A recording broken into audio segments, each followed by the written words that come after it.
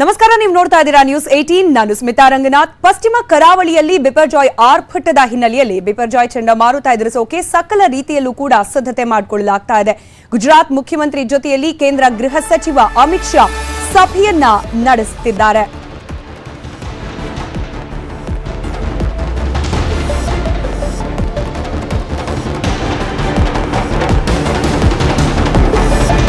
ಗುಜರಾತ್ ಮುಖ್ಯಮಂತ್ರಿ ಭೂಪೇಂದ್ರ ಪಟೇಲ್ ಜೊತೆಯಲ್ಲಿ ಸಭೆಯನ್ನ ನಡೆಸಲಾಗಿದ್ದು, ಚಂಡಮಾರುತ ಪೀಡಿತ 8 ಜಿಲ್ಲೆಗಳ ಸಂಸದರು ಸಭೆಯಲ್ಲಿ ಭಾಗಿಯಾಗಿದ್ರು. ವರ್ಚುವಲ್ ಮೂಲಕ ಈ ಒಂದು ಸಭೆಯನ್ನ ಕೇಂದ್ರ ಗೃಹ ಸಚಿವ ಅಮಿತ್ ಶಾ ನಡೆಸ್ತಾ ಇದ್ದಾರೆ. ಗುಜರಾತ್ ಕರಾವಳಿ ತೀರವನ್ನ ಬಂದ್ ಅಪ್ಪಳಿಸೋ ಸಂದರ್ಭದಲ್ಲಿ ಯಾವೆಲ್ಲ ರೀತಿಯ ಮುಂಜಾಗ್ರತಾ ಕ್ರಮಗಳನ್ನ ಕೈಗೊಳ್ಳಬೇಕು, ಹಾಗೆ ಅಪಾಯ ಅನ್ನೋ ಸ್ಥಳದಿಂದ ಜನರನ್ನ ಸ್ಥಳಾಂತರ ಮಾಡುವ ಪ್ರಕ್ರಿಯೆ ಹೇಗೆ, ಹಾಗೆ ಆಸ್ತಿ ಪಾಸ್ತಿಗಳ ಹಾನಿ ಆಗದೇ ಇರೋ ರೀತಿಯಲ್ಲಿ ತಡೆಗಟ್ಟಲಿಕ್ಕೆ ಏನಾದ್ರೂ ಕ್ರಮಗಳನ್ನ ಕೈಗೊಳ್ಳಬಹುದಾ, ಇದೆಲ್ಲವನ್ನ ಕೂಡ ಈ ಒಂದು ವರ್ಚುವಲ್ ಮೀಟ್ ನಲ್ಲಿ ನಡೆಸಲಾಗ್ತಾ ಇದೆ. ಅದರ ಒಂದಷ್ಟು ದೃಶ್ಯವನ್ನ ಕೂಡ ನಾವು ಗಮನಿಸ್ತಾ ಇದ್ದೀವಿ.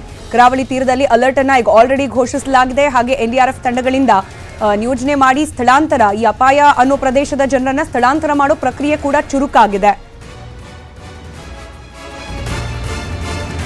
ಗುಜರಾತ್ನತ್ತ ಮುನ್ನುಗ್ತಾ ಇದೆ ಮಾರಕ ಬಿಪರ್ಜಾಯ್ ಚಂಡಮಾರುತ. ಸುಮಾರು 320 ಕಿಲೋಮೀಟರ್ ದೂರದಲ್ಲಿದೆ ಚಂಡಮಾರುತ. ಗುಜರಾತ್ ಕರಾವಳಿಯಿಂದ 320 ಕಿಲೋಮೀಟರ್ ದೂರದಲ್ಲಿ ಸದ್ಯಕ್ಕೆ ಕೇಂದ್ರೀಕೃತವಾಗಿದೆ. ಗುಜರಾತ್ ತೀರವನ್ನ ಅಪ್ಪಳಿಸಲಿಕ್ಕೆ ಮುಂಚೆಯೇ ಬೇಕಾದ ಸಿದ್ಧತೆಗಳ ಬಗ್ಗೆ ಈಗಷ್ಟೇ ನಾವು ಗಮನಿಸ್ತಾ ಇದ್ವಿ. ಕೇಂದ್ರ ಗೃಹ ಸಚಿವರು ಗುಜರಾತ್ ಮುಖ್ಯಮಂತ್ರಿಗಳ ಜೊತೆಯಲ್ಲಿ ಸಭೆಯನ್ನು ನಡೆಸ್ತಾ ಇದ್ದಾರೆ. ಸದ್ಯಕ್ಕೆ 320 ಕಿಲೋಮೀಟರ್ ಅಂತರದಲ್ಲಿದೆ ಗುಜರಾತ್ನ ಕರಾವಳಿ ತೀರದಿಂದ ಚಂಡಮಾರುತ.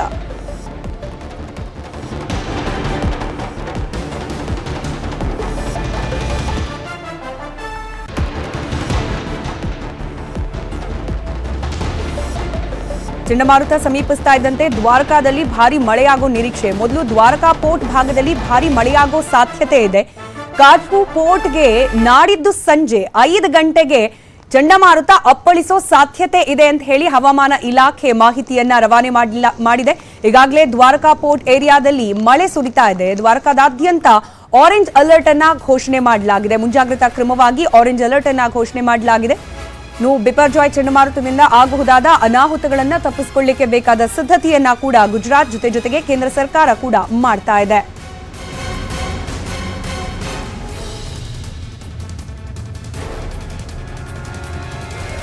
ಇದರ ಮತ್ತಷ್ಟು ಅಪ್ಡೇಟ್ಸ್ ನೊಂದಿಗೆ ಲೈವ್ ಕನೆಕ್ಟೆಡ್ ಇದ್ದಾರೆ ನ್ಯೂಸ್ ರೂಮ್ ನಿಂದ ನಮ್ಮ ಡೆಪ್ಯೂಟಿ ನ್ಯೂಸ್ ಎಡಿಟರ್ ರಾಘವೇಂದ್ರ ಗುಡಿ. ಗುಜರಾತ್ ಸರ್ಕಾರ ಜೊತೆಗೆ ಕೇಂದ್ರ ಸರ್ಕಾರ ಒಂದಷ್ಟು ಸಿದ್ಧತೆಗಳನ್ನ ಪೂರ್ವಭಾವಿ ಚರ್ಚೆಗಳನ್ನ ನಡೆಸ್ತಾ ಇರೋದು ಬಿಪರ್ಜಾಯ್ ಚಂಡಮಾರುತ ಬಂದ್ ಅಪ್ಪಳಿಸಲಿಕ್ಕೆ ಮುಂಚೆ. ಅದರ ಪರಿಣಾಮಗಳು ಯಾವ ರೀತಿ ಇರಬಹುದು ಅನ್ನೋದರ ಚರ್ಚೆ ಆಗ್ತಾ ಇದೆ. ಜೊತೆಗೆ ಏನೆಲ್ಲ ಅಪ್ಡೇಟ್ ಸಿಗ್ತಾ ಇದೆ ಚಂಡಮಾರುತದ ಬಗ್ಗೆ? ಸ್ಮಿತಾ, ಗಂಟೆಗೆ 60ರಿಂದ 70 ಕಿಲೋಮೀಟರ್ ವೇಗದಲ್ಲಿ ಚಂಡಮಾರುತ ಬೀರ್ಸ್ತಾ ಇರತಕ್ಕಂಥದ್ದು ಚಂಡಮಾರುತದ ಬರುವಿಕೆಯ ಸೂಚನೆಯಾಗಿ ಈಗ ಆಲ್ರೆಡಿ ನಾವು ಗಮನಿಸ್ತಾ ಇದ್ದೀವಿ. ಗುಜರಾತ್ನ ಸುಮಾರು 8 ಜಿಲ್ಲೆಗಳಿಗೆ ಹೊಂದಿಕೊಂಡಿರ್ತಕ್ಕಂಥ ಕರಾವಳಿ ಪ್ರದೇಶದಲ್ಲಿ ಭೀಷಣವಾಗಿರ್ತಕ್ಕಂಥ ಮಳೆ ಬರೋದಕ್ಕೆ ಶುರುವಾಗ್ತಾ ಇದೆ. ಬಿರುಗಾಳಿ ಬೀಸ್ತಾ ಇದೆ. ಇದರ ಕಾರಣದಿಂದಾಗಿ ಸಾಧ್ಯವಾದಷ್ಟು ಜನರನ್ನ ಅಲ್ಲಿಂದ ಸ್ಥಳಾಂತರ ಮಾಡುವಂಥ ಪ್ರಯತ್ನಗಳನ್ನು ಮಾಡಲಾಗ್ತಾ ಇದೆ. ಅವರಿಗೆ ಸೂಕ್ತವಾಗಿರ್ತಕ್ಕಂಥ ವಸತಿ ವ್ಯವಸ್ಥೆ, ಆಹಾರ ವ್ಯವಸ್ಥೆ, ಔಷಧ ವ್ಯವಸ್ಥೆಯನ್ನು ನೀಡುವಂಥದ್ದು, ಜೊತೆಗೆ ಸಾಧ್ಯವಾದಷ್ಟು ಮಟ್ಟಿಗೆ ಅಲ್ಲಿ ವಿದ್ಯುತ್ ಶಕ್ತಿಯ ಕೊರತೆ ಆಗದ ಹಾಗೆ ಮತ್ತೆ ಈ ಮೊಬೈಲ್ ಸಿಗ್ನಲ್ಸ್ಗಳು ಅದು ಕೂಡ ಮುಖ್ಯವಾಗುತ್ತೆ. ಇಂತಹ ಒಂದು ಕೆಲಾಮಿಟಿಗಳು ನಡೆದಂತ ಸಂದರ್ಭದಲ್ಲಿ ಯಾರು ಎಲ್ಲಿ ಸಿಲುಕಿಕೊಂಡಿದ್ದಾರೆ, ಯಾವ ಸ್ಥಿತಿಯಲ್ಲಿದ್ದಾರೆ ಅಂತೇಳಿ ಬಹುತೇಕವಾಗಿ ಊಹೆ ಮಾಡ್ಕೊಳ್ಳೋದಕ್ಕೂ ಕೂಡ ಸಾಧ್ಯ ಆಗೋದಿಲ್ಲ. ಹೀಗಾಗಿ ಈ ಮೊಬೈಲ್ ಸಿಗ್ನಲ್ಗಳು ಅಥವಾ ಟೆಲಿಫೋನ್ ಸಿಗ್ನಲ್ಗಳು ಇದ್ದಂಥ ಸಂದರ್ಭದಲ್ಲಿ ಅವರಿಗೆ ಮಾಹಿತಿಯನ್ನು ಕೊಡೋದಕ್ಕೆ ಕೂಡ ಸಾಧ್ಯವಾಗುತ್ತೆ. ಆ ಕಾರಣದಿಂದಾಗಿ ಮೊಬೈಲ್ ಸಿಗ್ನಲ್ಗಳನ್ನು ಕೂಡ ಯಾವುದೇ ಧಕ್ಕೆ ಆಗದಾಗೆ ನೋಡಿಕೊಳ್ಳಾಗಿ ಕೇಂದ್ರ ಸರ್ಕಾರ ಈಗ ಆಲ್ರೆಡಿ ಸೂಚನೆಯನ್ನು ಕೊಟ್ಟಿದೆ. ಆ ನಿಟ್ಟಿನಲ್ಲಿ ಗುಜರಾತ್ ಸರ್ಕಾರ ಕೂಡ ಕಾರ್ಯವನ್ನ ಮಾಡ್ತಾ ಇದೆ. ಇನ್ನು ನಿನ್ನೆ ಪ್ರಧಾನಮಂತ್ರಿ ನರೇಂದ್ರ ಮೋದಿ ಅವರಿಗೆ ಆಲ್ರೆಡಿ ಉನ್ನತ ಮಟ್ಟದ ಸಭೆಯನ್ನು ನಡೆಸಿದ್ದಾರೆ. ಸಪ್ತ ಸೂತ್ರಗಳನ್ನು ನೀಡಿದ್ರು. ಇದೇ ಒಂದು ವಿಚಾರಕ್ಕೆ ಸಂಬಂಧಪಟ್ಟ ಹಾಗೆ ಸೂಕ್ತವಾದ ರೀತಿಯಲ್ಲಿ ಸ್ಥಳಾಂತರವನ್ನ ಮಾಡುವಂಥದ್ದು, ಯಾವುದೇ ರೀತಿಯಾಗಿರ್ತಕ್ಕಂಥ ತೊಂದರೆ ಆಗದಾಗಿ ನೋಡಿಕೊಳ್ಳುವಂಥದ್ದು, ಜನ ಮತ್ತೆ ಜಾನುವಾರು, ಆಸ್ತಿ ಪಾಸ್ತಿ ಯಾವುದಕ್ಕೂ ಹೆಚ್ಚಿನ ಪ್ರಮಾಣದಲ್ಲಿ ಹಾನಿ ಆಗದಾಗೆ ನೋಡ್ಕೊಳ್ಬೇಕು ಅನ್ನೋ ಉದ್ದೇಶದಿಂದ ಕೂಡ ಸ್ಥಳಾಂತರ ಪ್ರಕ್ರಿಯೆಗೆ ಚಾಲನೆಯನ್ನು ಕೊಟ್ಟಲಾಗಿತ್ತು. ಆ ಕಾರಣದಿಂದಾಗಿ ಸುಮಾರು 2 ಲಕ್ಷ ಜಾನುವಾರುಗಳನ್ನು ಸ್ಥಳಾಂತರ ಮಾಡಲಾಗಿದೆ ಅಂತ ಕೂಡ ಮಾಹಿತಿಗಳು ಬರ್ತಾ ಇದ್ದಾವೆ. ಇನ್ನು ಈ ಒಂದು ತೀರ ಪ್ರದೇಶಗಳಿದಾವಲ್ಲ, ಈ ತೀರ ಪ್ರದೇಶಗಳಲ್ಲಿ ಪ್ರಮುಖವಾಗಿ ಸ್ಪೀಡ್ ಬೋಟ್ಗಳ ವ್ಯವಸ್ಥೆಯನ್ನ ಮಾಡುವಂಥದ್ದು ಅಥವಾ ಈ ಸಿಗ್ನಲ್ಸ್ಗಳು ಅಲ್ಲಿ ರ್ಯಾಪಿಡ್ ಆಕ್ಷನ್ ಫೋರ್ಸ್ಗಳ ರೀತಿಯಾಗಿ ರ್ಯಾಪಿಡ್ ಆಕ್ಷನ್ ಮಾಡುವಂತ ಒಂದಿಷ್ಟು ಪಡೆಗಳನ್ನು ನಿಯೋಜನೆ ಮಾಡುವಂಥದ್ದು, NDRF ತಂಡಗಳನ್ನು ನಿಯೋಜನೆ ಮಾಡುವಂಥದ್ದು, ಅದಕ್ಕೂ ಕೂಡ ಈಗ ಆಲ್ರೆಡಿ ಚಾಲನೆಯನ್ನು ಕೊಟ್ಟಿದ್ದಾರೆ. ಸಾಕಷ್ಟು ತಂಡಗಳು ಬಂದಿದ್ದಾವೆ. ಸುಮಾರು 12 ತಂಡಗಳು ಈಗ ಈ ಒಂದು ತೀರ ಪ್ರದೇಶದಲ್ಲಿ ಬೀಡನ್ನು ಬಿಟ್ಟಿದ್ದಾವೆ. ಯಾವುದೇ ರೀತಿಯಾಗಿರ್ತಕ್ಕಂಥ ಸಂದರ್ಭ ಬಂದರೂ ಕೂಡ ಅಲ್ಲಿ ತಮ್ಮ ಒಂದು ಕಾರ್ಯವನ್ನು ನಿರ್ವಹಿಸೋಕೆ ಸಿದ್ಧತೆಯನ್ನ ಮಾಡಿಕೊಂಡಿದ್ದಾರೆ. ಯಾಕೆ ಇದು ಇಷ್ಟು ಒಂದು ಆಘಾತವನ್ನು ಉಂಟು ಮಾಡ್ತಾ ಇದೆ ಗುಜರಾತ್ನಲ್ಲಿ ನೋಡೋದಾದ್ರೆ ಸ್ಮಿತಾ, ಅದು 1998ರ ಸಮಯದಲ್ಲಿ ಇದೇ ರೀತಿಯಾಗಿರ್ತಕ್ಕಂಥ ಒಂದು ಚಂಡಮಾರುತ ಬೀಸಿರುತ್ತೆ. ಆ ಸಂದರ್ಭದಲ್ಲಿ ಗುಜರಾತ್ನಲ್ಲಿ ಸುಮಾರು 4,000 ಜನ ತಮ್ಮ ಪ್ರಾಣವನ್ನು ಕಳೆದುಕೊಂಡು ಅನ್ಕೊಂಡಿರ್ತಾರೆ ಆ ಒಂದು ಕೆಟ್ಟ ನೆನಪು ಕೂಡ ಕಾಡ್ತಾ ಇದೆ. ಹೀಗಾಗಿ ಮತ್ತೆ ಅಂತ ಘಟನೆಗಳು ಮರುಕಳಿಸಬಾರದು ಅನ್ನೋ ದೃಷ್ಟಿಯಿಂದ ಕೂಡ ಕೇಂದ್ರ ಸರ್ಕಾರ ಮತ್ತೆ ರಾಜ್ಯ ಸರ್ಕಾರಗಳು ಸಮರೋಪಾದಿಯಲ್ಲಿ ಒಂದು ಸಿದ್ಧತೆಗಳನ್ನ ಮಾಡಿಕೊಳ್ತಾ ಇದ್ದಾವೆ. ಇನ್ನ ನೆರೆಯ ಪಾಕಿಸ್ತಾನದ ಕರಾಚಿಯಲ್ಲಿ ಈಗ ಆಲ್ರೆಡಿ 35ರಿಂದ 40 ಜನ ಇದರ ಕಾರಣದಿಂದಾಗಿ ಸಾವನ್ನಪ್ಪಿದ್ದಾರೆ. ಮೊನ್ನೆನೇ ಅಲ್ಲಿಗೆ ಎಂಟ್ರಿ ಆಗಿದೆ. ಈಗ ಕರಾಚಿಯಿಂದ ಅದು ಸಿಂಧ್ ಪ್ರಾಂತ್ಯಕ್ಕೆ ಬರ್ತಾ ಇದೆ, ಸಿಂಧ್ ಪ್ರಾಂತ್ಯದಿಂದ ಭಾರತವನ್ನ ಪ್ರವೇಶ ಮಾಡುತ್ತೆ. ಹೀಗಾಗಿ ಎರಡೂ ದೇಶಗಳಲ್ಲೂ ಸಾಕಷ್ಟು ಆತಂಕವನ್ನ ಈ ಒಂದು ಬಿಪರ್ಜಯ ಅಂತಕ್ಕಂಥ ಚಂಡಮಾರುತ ಉಂಟು ಮಾಡಿರುವಂತದ್ದು. ಅದರಲ್ಲೂ ಭಾರತದಲ್ಲಿ ಈಗ ಗುಜರಾತಿಗೆ ಇದು ಎಂಟ್ರಿ ಆದ್ರೂ ಕೂಡ ಗುಜರಾತಿಗೆ ಎಂಟ್ರಿ ಆಗ್ತಿದ್ದಾಗೆ ಒಳನಾಡು ಪ್ರವೇಶ ಮಾಡುತ್ತೆ. ಬಳಿಕ ಈ ಗುಜರಾತ್ ಅನ್ನ ದಾಟಿ ರಾಜಸ್ಥಾನದ ಜೈಪುರವರೆಗೂ ಕೂಡ ಇದರ ಎಫೆಕ್ಟ್ ಇದೆ ಇರುವಂತಹ ಸಾಧ್ಯತೆಗಳಿದಾವೆ. ಇನ್ನ ಈ ಕಡೆ ನಾವು ಬರ್ತಾ ಇದ್ರೆ ಮಹಾರಾಷ್ಟ್ರದ ಮುಂಬೈನಲ್ಲೂ ಕೂಡ ಸಾಕಷ್ಟು ಎಚ್ಚರಿಕೆಯನ್ನ ಮಾಡಲಾಗಿದೆ. ಈಗ ಆಲ್ರೆಡಿ ಅಲ್ಲಿ ಮರೀನಾ ಬೀಚ್ ನಲ್ಲಿ ಒಬ್ಬ ವ್ಯಕ್ತಿ ಬೇಡ ಅಂದ್ರೂ ಕಡಲಿಗೆ ಇಳಿದ ಕಾರಣದಾಗಿ ಸಾವನ್ನಪ್ಪಿದ್ದಾರೆ ಅಂತಕ್ಕಂಥ ಮಾಹಿತಿಗಳು ಬರ್ತಾ ಇದಾವೆ. ಹೀಗಾಗಿ ಸದ್ಯಕ್ಕಂತೂ ಸ್ಥಿತಿ ಸಾಕಷ್ಟು ಎಚ್ಚರಿಕೆಯಿಂದ ನಡೆದುಕೊಳ್ಳಲಾಗಿದೆ. ಈಗ ಬಂದಿರುವಂತಹ ಮಾಹಿತಿ ಪ್ರಕಾರ ನೋಡೋದಾದ್ರೆ ಈ ಗುಜರಾತ್ ನಲ್ಲಿ ಇನ್ನೂ ಸುಮಾರು 48ರಿಂದ 72 ಗಂಟೆಗಳ ಕಾಲ ಅಲ್ಲಿಯ ಒಂದು ವಾತಾವರಣ ಭೀಕರ ಅಥವಾ ಅತಿ ಭೀಕರವಾಗಿರ್ತಕ್ಕಂಥ ಸಾಧ್ಯತೆಗಳಿದೆ ಅಂತ ಕೂಡ ಹೇಳಲಾಗ್ತಾ ಇದೆ. ಸ್ಮಿತಾ, ಲ್ಯಾಂಡ್ ಫಾಲ್ ಅದಾದ ನಂತರ ಆಗಬಹುದಾದ ಪರಿಣಾಮಗಳು ಇದರ ಬಗ್ಗೆ ಕೂಡ ಸವಿಸ್ತಾರವಾದ ಚರ್ಚೆ ಆಗಿದೆ. ರಾಘವೇಂದ್ರ ಗುಡಿ ಇವತ್ತು ಕೇಂದ್ರ ಗೃಹ ಸಚಿವರ ನೇತೃತ್ವದಲ್ಲಿ ಆದ ವರ್ಚುವಲ್ ಮೀಟ್ ನಲ್ಲಿ ಸೊ ಇದನ್ನ ಕಂಟ್ರೋಲ್ ಮಾಡ್ಲಿಕ್ಕೆ ಅಂದ್ರೆ ಅದರಿಂದ ಆಗಬಲ್ಲಂತಹ ಸೈಡ್ ಎಫೆಕ್ಟ್ಸ್, ಈ ಆಸ್ತಿ ಹಾನಿ ಆಗಿರಬಹುದು, ಪ್ರಾಣ ಹಾನಿ ಆಗಿರಬಹುದು, ಇದನ್ನ ತಡೆಗಟ್ಟೋ ನಿಟ್ಟಿನಲ್ಲಿ ಇನ್ ಡೀಟೇಲ್ ರಿಪೋರ್ಟ್ ಏನಾದ್ರೂ ಕೇಂದ್ರದಿಂದ ಲಭ್ಯವಾಗ್ತಾ ಇದೆಯಾ, ಸೂಚನೆಗಳೇನಾದ್ರೂ ಲಭ್ಯವಾಗ್ತಾ ಇದೆಯಾ ಗುಜರಾತ್ ಸರ್ಕಾರಕ್ಕೆ? ಪ್ರಮುಖವಾಗಿ ಇವತ್ತು 2 ಉನ್ನತ ಸಭೆಗಳನ್ನ ಅಮಿತ್ ಶಾ ಅವರು ಮಾಡಿದ್ದಾರೆ. ಸ್ಮಿತಾ, ಬೆಳಗಿನ ಜಾವದಲ್ಲಿ ಬೆಳಗ್ಗೆ ಸುಮಾರು 9ರಿಂದ 10 ಗಂಟೆ ಸಮಯದಲ್ಲೂ ಕೂಡ ಒಂದು ಉನ್ನತ ಮಟ್ಟದ ಸಭೆಯನ್ನ ಮಾಡಿದ್ದಾರೆ ಅಧಿಕಾರಿಗಳ ಜೊತೆಯಲ್ಲಿ. ಅವರಿಗೆ ಕೆಲವು ಸೂಚನೆಗಳನ್ನ ಕೊಡಲಾಗಿದೆ, ಅವರಿಂದ ಫೀಡ್ಬ್ಯಾಕ್ ಗಳನ್ನ ಕೂಡ ಪಡೆದುಕೊಂಡಿದ್ದಾರೆ. ಈಗ ಸದ್ಯಕ್ಕೆ ಅವರು ಗುಜರಾತ್ ಮುಖ್ಯಮಂತ್ರಿ ಮತ್ತೆ ಸುಮಾರು 8 ಸಂಸ್ಥರ ಜೊತೆಯಲ್ಲಿ ಸಭೆಯನ್ನ ನಡೆಸ್ತಾ ಇದ್ದಾರೆ. ಅಲ್ಲೂ ಕೂಡ ಮಾಹಿತಿಯನ್ನ ಪಡೆದುಕೊಂಡಿದ್ದಾರೆ. ಈಗ ನೀವು ಹೇಳಿದಾಗೆ ಒಂದು ಕಡೆಯಿಂದ ಆಸ್ತಿ ಪಾಸ್ತಿ ಒಂದು ನಷ್ಟ ಆಗದ ಹಾಗೆ ನೋಡ್ಕೊಳ್ಬೇಕು, ಇನ್ನೊಂದು ಕಡೆಯಿಂದ ಜನರ ಜೀವನವನ್ನ ಉಳಿಸಬೇಕು, ಜೀವವನ್ನ ಉಳಿಸಬೇಕು. ಆ ನಿಟ್ಟಿನಲ್ಲಿ ಸಾಕಷ್ಟು ಪ್ರಯತ್ನಗಳು ಆಗಬೇಕಾಗಿದ್ದಾವೆ. ಯಾಕಂದ್ರೆ ಈಗ ಸದ್ಯಕ್ಕೆ ಅಲ್ಲಿ ವಾಲ್ನರೇಬಲ್ ಕಂಡೀಷನ್ ಅಲ್ಲಿ ಇರ್ತಕ್ಕಂಥವ್ರು ಯಾರು ಅಂತ ಪ್ರಮುಖವಾಗಿ ನೋಡ್ತಾ ಇರುವಂತದ್ದು. ಈಗ ಕಡಲ ತೀರ ಪ್ರದೇಶಕ್ಕೆ ಹೊಂದಿಕೊಂಡಂತಿದ್ದಾಗ ಅಲ್ಲಿಯ ಮೀನುಗಾರರು ಇರಬಹುದು, ಅಥವಾ ಅಲ್ಲಿ ಬೀದಿ ಬದಿಯ ವ್ಯಾಪಾರಿಗಳಿರ್ಬೋದು, ಪ್ರವಾಸಿ ಸ್ಥಾನಗಳಲ್ಲಿ ಇರ್ತಕ್ಕಂಥ ವ್ಯಾಪಾರಿಗಳಿರ್ಬೋದು. ಈಗ ದ್ವಾರಕಾದಂತ ಒಂದು ನಗರಕ್ಕೆ ಬಂದಾಗ ಈಗ ದ್ವಾರಕಾಧೀಶ ಮಂದಿರದಲ್ಲಿ 2 ಧ್ವಜಗಳನ್ನ ಹಾರಿಸಿ ದೇವರ ಮೊರೆಯನ್ನ ಕೂಡ ಹೋಗ್ತಾ ಇದ್ದಾರೆ, ನಮ್ಮನ್ನ ರಕ್ಷಿಸಪ್ಪ ಅಂತ. ಯಾಕಂದ್ರೆ ಅಲ್ಲಿ ಇರ್ತಕ್ಕಂಥ ವ್ಯಾಪಾರಿಗಳಿರ್ಬೋದು ಅಥವಾ ಭಕ್ತರು ಬಂದಿರುವಂತದ್ದು ಇರ್ಬೋದು, ಪ್ರವಾಸಿಗರಿರ್ಬೋದು, ಇವರನ್ನ ರಕ್ಷಣೆ ಮಾಡಬೇಕಾಗಿರೋದು ಇದು ಒಂದು ವಲ್ನರೇಬಲ್ ಇರ್ತಕ್ಕಂಥ ಸೆಕ್ಷನ್ಸ್. ಅದಾದ ಬಳಿಕ ಯಾರು ಈಗ ಸ್ಥಿರಾಸ್ತಿಗಳನ್ನ ಹೊಂದಿಕೊಂಡು ಅಲ್ಲಿ ಇದ್ದಾರೆ ಅಂತವರನ್ನ ಅಲ್ಲಿಂದ ಇವ್ಯಾಕ್ಯುಯೇಟ್ ಮಾಡಲಾಗುತ್ತೆ. ತದನಂತರದಲ್ಲಿ ಏನಾದರೂ ಆಸ್ತಿ ಪಾಸ್ತಿ ಹಾನಿಯಾದಂತಹ ಸಂದರ್ಭದಲ್ಲಿ ಅದನ್ನು ನಷ್ಟ ಭರಿಸುವಂತ ಪ್ರಯತ್ನಕ್ಕೂ ಕೂಡ ಸರ್ಕಾರಗಳು ಮುಂದಾಗಬಹುದು. ಆದ್ರೆ ಈಗ ಸರ್ಕಾರದ ಮುಂದೆ ಇರ್ತಕ್ಕಂಥ ಪ್ರಮುಖ ಚಾಲೆಂಜ್ ಅಂದ್ರೆ ಜನರ ಜೀವವನ್ನ ಉಳಿಸಬೇಕು, ಜೀವನವನ್ನ ಉಳಿಸಬೇಕು, ಜಾನುವಾರುಗಳನ್ನ ಉಳಿಸಬೇಕು ಅಂತಕ್ಕಂಥದ್ದು. ಸ್ಮಿತಾ, ರೈಟ್, ಧನ್ಯವಾದ ರಾಘವೇಂದ್ರ ಗುಡಿ ಮಾಹಿತಿಗಾಗಿ. ಬಿಪರ್ಜಾಯ್ ಸೈಕ್ಲೋನ್ ನಡುವೆ ಉಡುಪಿಗೆ ಮಾನ್ಸೂನ್ ಮಾರುತಗಳು ಎಂಟ್ರಿ ಕೊಟ್ಟಿದೆ. ಉಡುಪಿ ಕರಾವಳಿ ತೀರದಲ್ಲಿ ಮಾನ್ಸೂನ್ ಮಳೆ ಶುರುವಾಗಿದೆ. ಡ್ರೋನ್ ಕಣ್ಣಲ್ಲಿ ಸಮುದ್ರ ಭಾಗದ ಕಾರ್ಮೋಡದ ದೃಶ್ಯ ಸೆರೆಯಾಗಿದೆ. ಮಾನ್ಸೂನ್ ಮಾರುತಗಳ ಎಂಟ್ರಿ ದೃಶ್ಯ ಕ್ಯಾಮೆರಾದಲ್ಲಿ ಮನಮೋಹಕವಾಗಿ ಸೆರೆಯಾಗಿದೆ.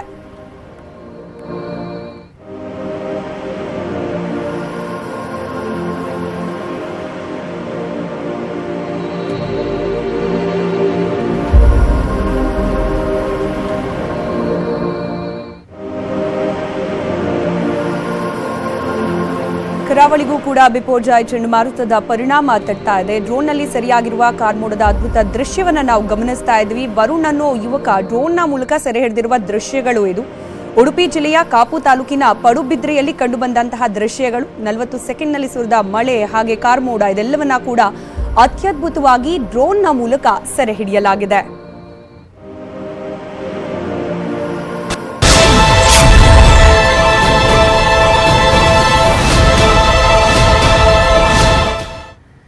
ಮುಂಗಾರು ಮಳೆ ವಿಳಂಬವಾಗಿದ್ದು ಡ್ಯಾಂಗಳು ಖಾಲಿ ನೀರಿಲ್ಲದೆ ಬರದಾಗಿ ಹೋಗ್ತಾ ಇದೆ ಮಲಪ್ರಭಾ ನದಿಯ ಒಡಲು.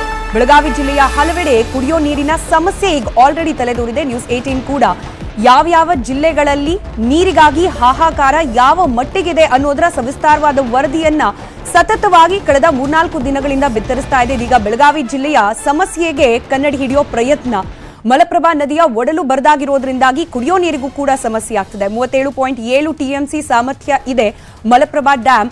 ಆದ್ರೆ ಕೇವಲ 8 TMC ನೀರು ಮಾತ್ರ ಇದೀಗ ಬಾಕಿ ಉಳಿದಿದೆ. ಹೀಗಾಗಿ ಮಳೆ ಆಗದೆ ಹೋದ್ರೆ ಹುಬ್ಬಳ್ಳಿ ಧಾರವಾಡಕ್ಕೂ ಕೂಡ ನೀರಿನ ಅಭಾವ ಕಾಡೋ ಸಾಧ್ಯತೆ ದಟ್ಟವಾಗಿದೆ. ಇನ್ನು ಮಲಪ್ರಭಾ ಹಿನ್ನೀರಿನ ಪ್ರದೇಶ ನಯನಾನಗರ ಬ್ರಿಡ್ಜ್ ಬಳಿಯಲ್ಲಿ ಯಾವ ರೀತಿ ಇದೆ ಪರಿಸ್ಥಿತಿ, ಹಾಗೆ ಬೆಳಗಾವಿಗೆ ಈ ನೀರಿನ ಅಭಾವ ಯಾವ ರೀತಿಯಾಗಿ ಕಾಡೋ ಸಾಧ್ಯತೆ ಇದೆ, ಇದೆಲ್ಲದರ ವರದಿಯನ್ನ ನಮ್ಮ ಬೆಳಗಾವಿ ಪ್ರತಿನಿಧಿ ಚಂದ್ರಕಾಂತ್ ಸುಗಂಧಿ ನೀಡಿದ್ದಾರೆ. ನೋಡೋಣ. ರಾಜ್ಯದಲ್ಲಿ ಮುಂಗಾರು ಪ್ರವೇಶ ವಿಳಂಬವಾಗಿದ್ದು ಸಾಕಷ್ಟು ಈಗ ಬರದ ಛಾಯೆ ಸೃಷ್ಟಿಯಾಗಿರ್ತಕ್ಕಂಥದ್ದು. ನಾನೀಗ ಬೆಳಗಾವಿ ಜಿಲ್ಲೆಯ ಬೈಲಹೊಂಗಲ ತಾಲೂಕಿನ ನಯಾನಗರ ಬ್ರಿಡ್ಜ್ ಬಳಿ ಇದ್ದೇನೆ. ಇದು ಮಲಪ್ರಭಾ ನದಿಯ ಹಿನ್ನೀರಿನಲ್ಲಿ ಸಮುದ್ರದಂತೆ ಮಳೆಗಾಲದಲ್ಲಿ ಇದು ಕಾಣಿಸ್ತಿತ್ತು. ಆದರೆ ಈಗ ಜೂನ್ ತಿಂಗಳು 12ನೇ 13ನೇ ತಾರೀಕು ಆದರೂ ಕೂಡ ಈ ಬಾರಿ ಮಲಪ್ರಭೆಗೆ ಒಳಹರಿವು ಆರಂಭವಾಗಿಲ್ಲ. ಇಲ್ಲಿಂದ ಮುಂದೆ ಏನು ಮಲಪ್ರಭಾ ಜಲಾಶಯ ಇದೆ ಸವದತ್ತಿ ಬಳಿಯ ಮುನ್ವಳ್ಳಿಯಲ್ಲಿ, ಅಲ್ಲಿಂದ ಇಲ್ಲಿವರೆಗೂ ಕೂಡ ಹಿನ್ನೀರು ನಿಲ್ತಾ ಇತ್ತು. ಸುಮಾರು 37 TMC ಕೆಪಾಸಿಟಿಯ ಒಂದು ಬೃಹತ್ ಡ್ಯಾಮ್ ಇದಾಗಿರ್ತಕ್ಕಂಥದ್ದು. ಹುಬ್ಬಳ್ಳಿ ಧಾರವಾಡ ಮಹಾನಗರಕ್ಕೂ ಕೂಡ ಇಲ್ಲಿಂದನೇ ಕುಡಿಯೋ ನೀರು ಸರಬರಾಜಾಗುತ್ತೆ. ಬಾಗಲಕೋಟೆ, ಗದಗ ಮತ್ತೆ ಧಾರವಾಡ 3 ಜಿಲ್ಲೆಗಳು ಈ ಒಂದು ಡ್ಯಾಮ್ ಮೇಲೆ ಅವಲಂಬವಾಗಿರ್ತಕ್ಕಂಥದ್ದು. ಈಗ ನೋಡ್ಬೋದು ಸಾಕಷ್ಟು ಡ್ಯಾಮ್ ಖಾಲಿ ಆಗಿರ್ತದೆ.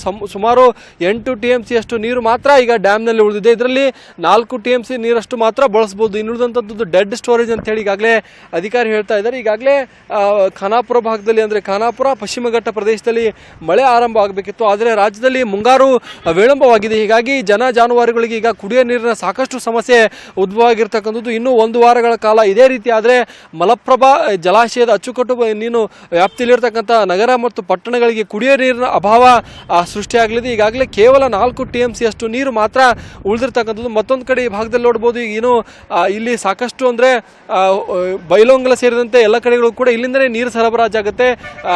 ಬ್ರಿಡ್ಜ್ನಲ್ಲಿ ಸ್ವಲ್ಪವೇ ನೀರು ಉಳಿದಿರ್ತಕ್ಕಂಥದ್ದು. ಏನು ಬೈಲಹೊಂಗಲ ನಗರಕ್ಕೂ ಕೂಡ ನಿತ್ಯ 7 ಲಕ್ಷ ಲೀಟರ್ ನೀರನ್ನು ಪೂರೈಕೆ ಮಾಡಲಾಗುತ್ತೆ. ಅದು ಕೂಡ ಈಗ ಬರಿದಾಗಿದೆ. ಬೈಲಹೊಂಗಲದಲ್ಲೂ ಕೂಡ 10 ದಿನಗಳಿಗೊಮ್ಮೆ ನೀರು ಪೂರೈಕೆ ಆಗ್ತಿರ್ತಕ್ಕಂಥದ್ದು. ಸದ್ಯ ಈಗ ಬೆಳಗಾವಿ ಜಿಲ್ಲೆಯ 7 ನದಿಗಳು ಕೂಡ ಬರಿದಾಗಿರ್ತಕ್ಕಂಥದ್ದು. ಹೀಗಾಗಿ ಏನು ಕುಡಿಯೋ ನೀರಿನ ಅಭಾವ ಸಾಕಷ್ಟು ಸೃಷ್ಟಿಯಾಗ್ತಿದೆ. ಇನ್ನು ಮುಂದಿನ 1 ವಾರಗಳಲ್ಲಿ ಮುಂಗಾರು ಮಳೆ ಚುರುಕಾಗುವ ನಿರೀಕ್ಷೆಯಲ್ಲಿ ಈಗ ರೈತರು ಮತ್ತು ಜನ ಕಾಯ್ತಾ ಇರತಕ್ಕಂಥದ್ದು. ಇಲ್ಲವಾದಲ್ಲಿ ಮತ್ತಷ್ಟು ಏನು ಕುಡಿಯೋ ನೀರಿನ ಸಮಸ್ಯೆ ಬೆಳಗಾವಿ ಜಿಲ್ಲೆಯಲ್ಲಿ ಸೃಷ್ಟಿಯಾಗಲಿದೆ. ಚಂದ್ರಕಾಂತ್ ಸುಗಂಧಿ, ನ್ಯೂಸ್ 18 ಕನ್ನಡ, ಬೆಳಗಾವಿ. ಇತ್ತ ವಿಜಯಪುರ, ಬಾಗಲಕೋಟೆ, ಕಲಬುರಗಿ, ಯಾದಗಿರಿ, ಬೆಳಗಾವಿ ಜಿಲ್ಲೆಗೆ ನೀರುಣಿಸುವ ಕೃಷ್ಣಾ ನದಿ ಸಂಪೂರ್ಣವಾಗಿ ಬರಿದಾಗಿದೆ. ಖಾಲಿಯಾದ ನದಿಯಲ್ಲೇ ಲಾರಿಗಳು ಸಂಚರಿಸ್ತಾ ಇರೋ ದೃಶ್ಯ ಕಾಣೋಕೆ ಸಿಗ್ತಾ ಇದೆ. ಮಹಾರಾಷ್ಟ್ರದಲ್ಲಿ ವಾಡಿಕೆಗಿಂತ ಮಳೆ ಕಡಿಮೆ ಆಗಿರೋದು ಈ ರೀತಿಯಲ್ಲಿ ನೀರು ಬತ್ತು ಹೋಗ್ಲಿಕ್ಕೆ ಕಾರಣವಾಗ್ತಾ ಇದೆ. ಇನ್ನು ಪ್ರತಿ ವರ್ಷ ಜೂನ್ ಮೊದಲ ವಾರದಲ್ಲೇ ನದಿಗೆ ನೀರು ಬರ್ತಾ ಇತ್ತು, ಆದರೆ ಈ ಬಾರಿ ಬಂದಿಲ್ಲ. ವಿಜಯಪುರ ಜಿಲ್ಲೆ ನಿಡಗುಂದಿ, ಆಲಮಟ್ಟಿ ಜಲಾಶಯದಲ್ಲಿ 3 TMC ವರೆಗೆ ನೀರು ಈಗ ಲಭ್ಯ ಇದೆ. ಈ ವರ್ಷ ಜೂನ್ 2ನೇ ವಾರವಾದರೂ ಒಳಹರಿವು ಸಿಗ್ತಾ ಇಲ್ಲ. ಜನ ಜಾನುವಾರು ಹಾಗೆ ರೈತಾಪಿ ವರ್ಗ ಇದರಿಂದ ಸಹಜವಾಗಿ ಆತಂಕದಲ್ಲಿದೆ. ಇನ್ನು ಆಲಮಟ್ಟಿ ಜಲಾನಯನದಿಂದ ಆ ಪ್ರದೇಶದ ಪರಿಸ್ಥಿತಿ ಯಾವ ರೀತಿ ಇದೆ ಅದನ್ನ ನಮ್ಮ ವಿಜಯಪುರ ಪ್ರತಿನಿಧಿ ಗುರುರಾಜ್ ವಿವರಿಸಿದ್ದಾರೆ, ನೋಡೋಣ. ರಾಜ್ಯದಲ್ಲಿ ಮುಂಗಾರು ಆರಂಭವಾದ ಕಾರಣ ನಿರೀಕ್ಷಿತ ಪ್ರಮಾಣದಲ್ಲಿ ಮಳೆ ಬಾರದ ಕಾರಣ ಉತ್ತರ ಕರ್ನಾಟಕದ ಜೀವನಾಡಿ ಸಂಪೂರ್ಣವಾಗಿ ಬರಿದಾಗುವ ಹಂತಕ್ಕೆ ಬಂದಿರುವಂಥದ್ದು. ಆಲಮಟ್ಟಿ ಜಲಾಶಯಕ್ಕೆ ಒಳಪಡುವಂತಹ ಉತ್ತರ ಕರ್ನಾಟಕದ ಜೀವನಾಡಿಯಾಗಿರುವಂತಹ ಕೃಷ್ಣಾ ನದಿ ಮೇಲ್ಭಾಗದಲ್ಲಿ ನಾನಿರುವಂಥದ್ದು. ಕೃಷ್ಣಾ ನದಿಯ ಪರಿಸ್ಥಿತಿ ನಿಮಗೆ ತೋರಿಸ್ತಾ ಇರುವಂಥದ್ದು. ಸದ್ಯ ಏನಪ್ಪ ಅಂತಂದರೆ ಕೃಷ್ಣಾ ನದಿಯ ಕೋಲಾರ ಬ್ರಿಡ್ಜ್ ಏನಿದೆ, ಕೋಲಾರ ಬ್ರಿಡ್ಜ್ ಮೇಲೆ ನಿಂತ್ಕೊಂಡು ನಿಮಗೆ ಕೃಷ್ಣಾ ನದಿಯನ್ನು ವಿವನ ತೋರಿಸ್ತಾ ಇರುವಂಥದ್ದು. ಈ ಕೋಲಾರ ಬ್ರಿಡ್ಜ್ ಏನಿದೆ ಸುಮಾರು 3 ಕಿಲೋಮೀಟರ್ ಉದ್ದ ಇರುವಂತಹ ಬ್ರಿಡ್ಜು. ಅಷ್ಟು ದೊಡ್ಡ ಪ್ರಮಾಣದಲ್ಲಿ ಇಲ್ಲಿ ನದಿ ಇರುವಂಥದ್ದು. ಆದರೆ ಈಗ ನೀರು ಬರದೇ ಇರೋ ಕಾರಣ ಅಂದರೆ ಮುಖ್ಯವಾಗಿ ಮಹಾರಾಷ್ಟ್ರದ ಮಹಾಬಳೇಶ್ವರ ಏನಿದೆ ಅದು ಕೃಷ್ಣಾ ನದಿಯ ಉಗಮ ಸ್ಥಾನ, ಅಲ್ಲಿ ಇನ್ನೂ ಮಳೆ ಆರಂಭವಾಗದ ಕಾರಣ ಒಳಹರಿವು ಇಲ್ಲ. ಹೀಗಾಗಿ ಕೃಷ್ಣಾ ನದಿಗೆ ಒಳಹರಿವು ಇಲ್ಲದ ಕಾರಣದಿಂದಾಗಿ ಸಂಪೂರ್ಣವಾಗಿ ಈಗ ನದಿ ಬರಿದಾಗಿರುವಂಥದ್ದು. ನೀವು ನೋಡ್ತಾ ಇರ್ಬೋದು. ಈಗ ಇಲ್ಲಿ ಏನು ಕಲ್ಲು ಕಾಣಿಸ್ತಾ ಇದೆ, ಪಿಚ್ಚಿಂಗ್ ಕಲ್ಲು ಅಂತಾರೆ ಇದಕ್ಕೆ. ಇಲ್ಲಿವರೆಗೂ ನದಿ ಇರುವಂಥದ್ದು ಕೃಷ್ಣಾ ನದಿ. ಆದರೆ ಈಗ ಸದ್ಯದ ಮಟ್ಟಿಗೆ ಇಲ್ಲಿ ನೀರು ಇಲ್ಲದೇ ಇರೋ ಕಾರಣವಾಗಿ ಸಂಪೂರ್ಣವಾಗಿ ಒಣಗಿ ಹೋಗಿರೋದ್ರಿಂದ ಇದನ್ನು ರಸ್ತೆಯಾಗಿ ಬಳಕೆ ಮಾಡುವಂತಹ ಪರಿಸ್ಥಿತಿ ಇದೆ. ಅಷ್ಟು ಪ್ರಮಾಣದಲ್ಲಿ ನೀರು ಕಡಿಮೆಯಾಗಿ ಸಂಪೂರ್ಣವಾಗಿ ಬರಿದಾಗಿರುವಂಥದ್ದು. ಈಗಾಗಲೇ ಮಳೆಗಾಲ ಆರಂಭವಾಗಿದೆ. ಆದರೆ ಪ್ರತಿ ವರ್ಷ ಈ ಜೂನ್ ಮೊದಲ ವಾರದಲ್ಲಿ ಸಹಿತ ವಾಡಿಕೆಯಂತೆ ನಮಗೆ ನೀರು ಬರ್ತಾ ಇತ್ತು. ಮಹಾಬಳೇಶ್ವರ ಸೇರಿದಂತೆ ವಿವಿಧ ಭಾಗಗಳಿಂದ ನೀರು ಬರ್ತಾ ಇತ್ತು. ಆದರೆ ಈಗ ಜೂನ್ 2ನೇ ವಾರ ನಡೀತಾ ಇದ್ದು ಸಹಿತ ಮಳೆ ಬರದೇ ಇರೋದ್ರಿಂದಾಗಿ ಇಲ್ಲಿನ ರೈತರಿಗೆ ಒಂದು ಆತಂಕ ಉಂಟಾಗಿರುವಂಥದ್ದು. ಈ ಬಾರಿ ಮುಂಗಾರು ಆರಂಭದಲ್ಲಿ ಕುಸಿತ ಉಂಟಾಗುತ್ತಾ ಅನ್ನೋ ಆತಂಕ ರೈತರಲ್ಲಿ ಎಡೆ ಮಾಡಿಕೊಟ್ಟಿದೆ. ಅದ್ರ ಜೊತೆಗೆ ಏನಂತಪ್ಪ ಅಂತಂದರೆ ಈಗ ನೀರು ಕುಡಿಯೋಕ್ಕೆ 2 ವಾರದವರೆಗೆ ಮಾತ್ರ ಸಾಕಾಗುವಷ್ಟು ಇರುವಂಥದ್ದು. 2 ವಾರದಲ್ಲಿ ಸಹಿತ ನೀರು ಬರದೇ ಇದ್ದರೆ ವಿಜಯಪುರ, ಬಾಗಲಕೋಟೆ 2 ಜಿಲ್ಲೆಗಳು ಸಹಿತ ಕುಡಿಯೋ ನೀರಿಗೆ ಸಹಿತ ಹಾಹಾಕಾರ ಉಂಟಾಗುವಂಥ ಪರಿಸ್ಥಿತಿ ಇದೆ. ಈಗ ನೋಡ್ತಿರ್ಬೋದು, ಇದು ಸುಮಾರು 3 ಕಿಲೋಮೀಟರ್ ಇರುವಂಥ ಏನು ಬ್ರಿಡ್ಜ್ ಇದೆ, ಇಲ್ಲಿ 2 ಭಾಗದಲ್ಲಿ ನೋಡ್ತಿರ್ಬೋದು ಸಂಪೂರ್ಣವಾಗಿ ನದಿ ಬತ್ತು ಹೋಗುವಂಥ ಪರಿಸ್ಥಿತಿ ನಿರ್ಮಾಣವಂಥದ್ದು.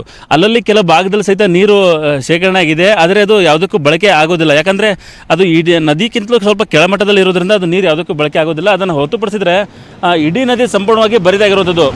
ಎಲ್ಲ ಕಡೆ ಸಹಿತ ಟ್ರಕ್ಗಳು ಸಹಿತ ಒಳಗಡೆ ಹೋಗ್ತಾ ಇದೆ, ಅಷ್ಟು ಬರಿದಾಗಿರುವಂಥದ್ದು. ಕೆಲವೊಂದು ಕಡೆ ರೈತಾಪಿ ವರ್ಗ ಏನು ಹಿನ್ನೀರು ಉಳಿದಿರುತ್ತೆ ಅದರಲ್ಲಿ ಕೆಲವೊಂದು ಬೆಳೆಯನ್ನು ಬೆಳೆದು ತೆಗಿತಾ ಇದ್ದಾರೆ. ಹೊರತುಪಡಿಸಿದ್ರೆ ಸಂಪೂರ್ಣವಾಗಿ ಕೃಷ್ಣಾ ನದಿ ಈ ರೀತಿ ಇರುತ್ತೆ ಅಂತ ಹೇಳಿ ಯಾರು ಅಂದ್ಕೊಂಡಿರಲ್ಲ. ಯಾಕಂದರೆ ಇದು ಮಳೆಗಾಲದಲ್ಲಿ ಇದನ್ನು ನೋಡ್ಬೋದು ನೀವು ಸಮಾಜವಾಗಿ, ಏನು ನೀರು ಬರುತ್ತೆ ಮಹಾರಾಷ್ಟ್ರದಿಂದ, ಇದು ಸಮುದ್ರದ ರೀತಿ ಕಾಣ್ತಾ ಇರುತ್ತೆ. ಆದರೆ ಈಗ ನೋಡಿದರೆ ಇಲ್ಲಿ ಕೃಷ್ಣಾ ನದಿ ಇದೆ ಅಂತಲೂ ಅನ್ಸೋದಿಲ್ಲ, ಅಷ್ಟು ಪ್ರಮಾಣದಲ್ಲಿ ನೀರು ಇಳಿದಿರುವಂಥದ್ದು.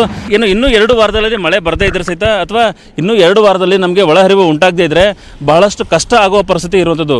ಈಗ ಹವಾಮಾನ ಇಲಾಖೆಯ ಪ್ರಕಾರ ಮಹಾರಾಷ್ಟ್ರದಲ್ಲಿ ಮಳೆ ಆರಂಭವಾಗಿದೆ ಅಂತ ಹೇಳ್ತಿದ್ದಾರೆ. ಮಹಾರಾಷ್ಟ್ರದಲ್ಲಿ ಮಳೆ ಆರಂಭ ಆದರೆ ಸುಮಾರು 1 ರಿಂದ 2 ವಾರಗಳಲ್ಲಿ ಅದು ವಿಜಯಪುರದ ಆಲ್ಮಟ್ಟಿ ಜಲಾಶಯಕ್ಕೆ ತಲುಪುವಂತಹ ವ್ಯವಸ್ಥೆ ಇರುವಂಥದ್ದು. ಅಂದರೆ ಒಂದು ಸರಿ ಒಳಹರಿವು ಆರಂಭವಾದರೆ ಸುಮಾರು 15 ರಿಂದ 20 ದಿನಗಳಲ್ಲಿ ಡ್ಯಾಮ್ಗೆ ಒಂದು ಹಂತದಲ್ಲಿ ನೀರು ಬರುತ್ತೆ. ಆದರೆ ಈಗ ಇನ್ನೂ ಸಹಿತ ಒಳಹರಿವು ಆರಂಭವಾಗದೇ ಇರೋ ಕಾರಣದಿಂದಾಗಿ ಈ ಭಾಗದ ರೈತರಲ್ಲಿ ಒಂದು ಆತಂಕ ಇದ್ದರೆ, ನಗರ ಜನರಲ್ಲೂ ಸಹಿತ ಒಂದು ಆತಂಕ ಇರುವಂಥದ್ದು. ಇನ್ನೂ ನೀರು ಸಹಿತ ಇರೋದೇ 3 TMCವರೆಗೂ ಮಾತ್ರ ಇದೆ, ಉಳಿದಿದ್ದೆಲ್ಲ ಡೆಡ್ ಸ್ಟೋರೇಜ್ ಆಗಿರೋದ್ರಿಂದ ನಮಗೆ ಮುಂದಿನ ದಿನಗಳಲ್ಲಿ ಕುಡಿಯೋಕೆ ನೀರು ಸಿಗುತ್ತೆ ಇಲ್ಲೋ ಅನ್ನೋ ಆತಂಕದಲ್ಲಿ ಸಹಿತ ವಿಜಯಪುರ ಜಿಲ್ಲೆಯ ಮತ್ತು ಬಾಗಲಕೋಟೆ ಜಿಲ್ಲೆಯ ಜನರು ಇರುವಂಥದ್ದು. ಗುರುರಾಜ್, ನ್ಯೂಸ್ 18 ಕನ್ನಡ, ವಿಜಯಪುರ. ಕೇವಲ ಕೃಷ್ಣೆ ಮಾತ್ರವಲ್ಲ, ಕಾವೇರಿಯ ಒಡಲು ಕೂಡ ಬತ್ತು ಹೋಗ್ತಾ ಇದೆ. ಮಳೆ ಬಾರದೆ KRS ಜಲಾಶಯ ಬರಿದಾಗ್ತಾ ಇದೆ. ಇದೇ ಕಾರಣಕ್ಕೆ ಮಳೆಗಾಗಿ ಕಾವೇರಿ ನೀರಾವರಿ ನಿಗಮದ ಅಧಿಕಾರಿಗಳು ದೇವರ ಮೊರೆ ಹೋಗಿದ್ದಾರೆ. ಮಳೆಗಾಗಿ KRS ಜಲಾಶಯದ ಕಾವೇರಿ ಪ್ರತಿಮೆ ಮುಂಭಾಗ ಹೋಮ ಹವನ ಪೂಜೆಯನ್ನ ನಡೆಸಲಾಗಿದೆ. ಅರ್ಚಕ ಭಾನುಪ್ರಕಾಶ್ ಅವರ ನೇತೃತ್ವದಲ್ಲಿ ಮಳೆಗಾಗಿ ಪರ್ಜನ್ಯ ಜಪ ಮಾಡಲಾಯಿತು. ಹೋಮದ ಕಾರ್ಯಕ್ರಮದಲ್ಲಿ ಸ್ಥಳೀಯ ಶಾಸಕರು ರಮೇಶ್ ಬಂಡಿಸಿದ್ದೇಗೌಡ ಭಾಗಿಯಾಗಿದ್ದರು.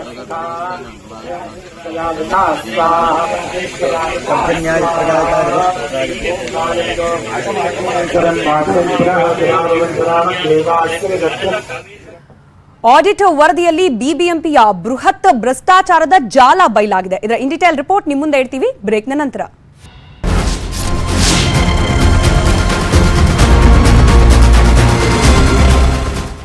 Welcome back. ಭ್ರಷ್ಟಾಚಾರ ಅವ್ಯವಹಾರದ ಕೂಪವಾಯ್ತಾ ಬಿಬಿಎಂಪಿ ಅನ್ನೋ ಪ್ರಶ್ನೆ ಮತ್ತೊಮ್ಮೆ ಕೇಳೋ ಪರಿಸ್ಥಿತಿ. ಆಡಿಟ್ ವರದಿಯಲ್ಲಿ ಬ್ರಹ್ಮಾಂಡ ಭ್ರಷ್ಟಾಚಾರ ಬಯಲಾಗಿದೆ.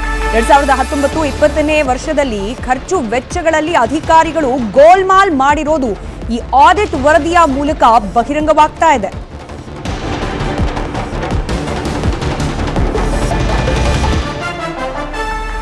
ಬಿಬಿಎಂಪಿ 2019-20ರ ಆಡಿಟ್ನ ಸಂಪೂರ್ಣ ಪ್ರತಿ ನ್ಯೂಸ್ 18ಗೆ ಲಭ್ಯವಾಗಿದೆ.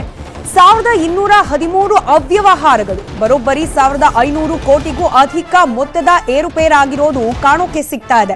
ಕಾಮಗಾರಿಗಳಿಗೆ ಬಿಲ್ ಕೊಡೋದ್ರಲ್ಲಿ ಡಬಲ್ ಬಿಲ್ ಅನ್ನ ಕೊಟ್ಟಿರೋದು, ಗುತ್ತಿಗೆದಾರರ ಜೊತೆಯಲ್ಲಿ ಹೊಂದಾಣಿಕೆ ಮಾಡಿಕೊಂಡಿರೋದು ಸೇರಿದಂತೆ ಅನೇಕ ಗೋಲ್ಮಾಲ್ ಆಗಿರೋದು ಇದೇ ಒಂದು ವರದಿಯಲ್ಲಿ ಲಭ್ಯವಾಗ್ತಿದೆ. ಮಾಹಿತಿ ತೆರಿಗೆ ಸಂಗ್ರಹ ವೈಫಲ್ಯ, ನಗರ ಯೋಜನೆಗೆ ಅಕ್ರಮ ಅನುಮೋದನೆ, ಹಾಗೆ ಪ್ಯಾಕ್ಗೆ ತನಿಖೆಯನ್ನ ನಡೆಸುವಂತೆ ಲೆಕ್ಕ ಪರಿಶೋಧನಾ ಇಲಾಖೆ ಶಿಫಾರಸನ್ನ ಮಾಡಿದೆ. ಸಾರ್ವಜನಿಕ ಲೆಕ್ಕಪತ್ರ ಸಮಿತಿಗೆ ವಹಿಸೋಕೆ ಇಲಾಖೆ ಸದ್ಯಕ್ಕೆ ಶಿಫಾರಸನ್ನ ಮಾಡಿದೆ.